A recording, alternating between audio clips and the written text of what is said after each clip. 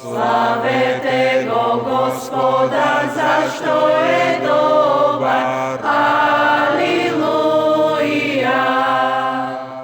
Драги наши парохјани, членови, пријатели, браќи и сестри, како парохиски свештеници и духовни пастири при Македонската православна црква Свети Петар и Павле, овде во Краун Поинт, Индијана, од наше име, а воедно и од името на целиот управен одбор и женската секција при нашата црква, сакаме да ви се обратиме по повод моменталната состојба и да ви дадеме некои информации.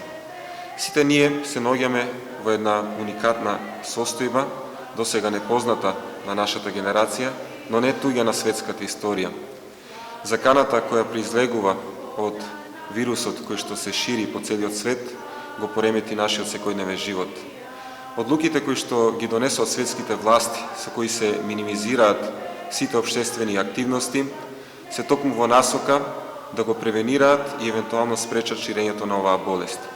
Следејќи го ова, се огласија и црковните авторитети, по-конкретно и нашиот надлежен архиереј, митрополитот на Американско-канадската македонска православна епархија господин Методи, кој донесе одлука за привремено прекинување на сите богослужбени и небогослужбени активности во нашите македонски парохии.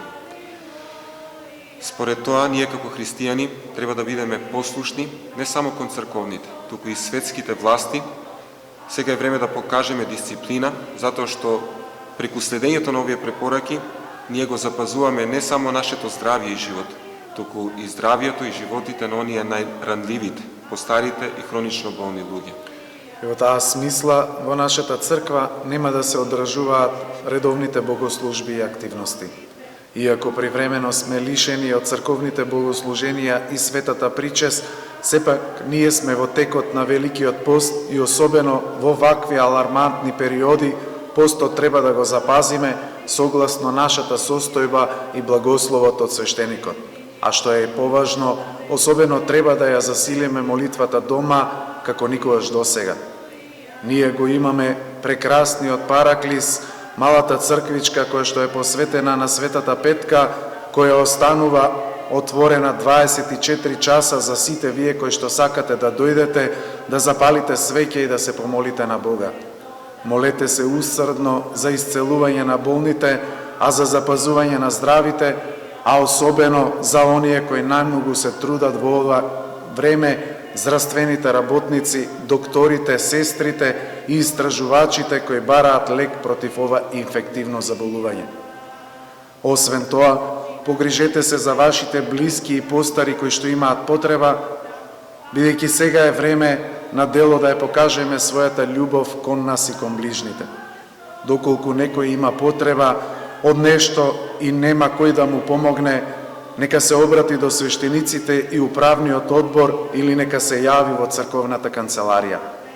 Ние свештениците сме достапни за вас во секое време и слободно можете да не контактирате и преку вашите телефони или социјалните мрежи, доколку имате било каква пастирска и духовна потреба.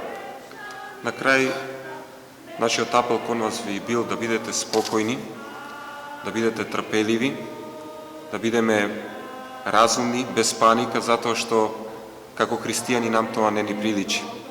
Сега е време кога оваа криза треба да ја искористиме правилно, а тоа значи да го искористиме ова време, да ги преиспитаме нашите животни приоритети, да го поправиме и задълбочиме нашиот духовен живот, да ја зацврстиме и нашата вера.